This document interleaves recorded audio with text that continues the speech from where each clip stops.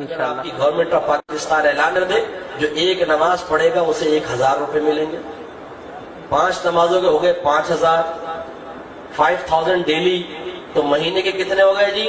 1.5 لاکھ، مہینے کے 1.5 لاکھ۔ اب بتائیں مسجد میں گنجائش ملے گی آپ کو؟ جگہ ملے گی؟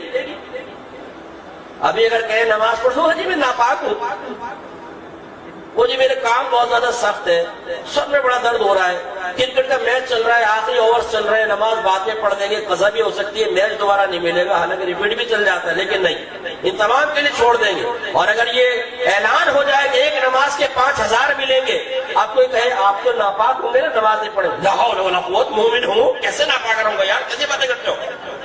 یا وہ کرکٹ کا میچ چل رہا ہے، بھاڑ میں جائے میچ، اللہ کی عبادت بھی تو کرنی ہے۔ وہی ماں باپ تو جوان اولاد کو فجر میں سوتا دیکھ کر کہتے ہیں سونے دو، رات میں دیر سے سویا ہے بیٹا، تھک ہار کے آیا ہے، ڈیوٹی بڑی ٹائٹ ہے، اسے فجر میں نہ اٹھنے دو۔ وہی ماں لات مار اٹھائی، کبک اٹھ، کھاتا اللہ کا ہے، سو رہا ہے، چل اللہ کی بارگاہ میں پہنچ فجر میں، کیونکہ 5000 ملے۔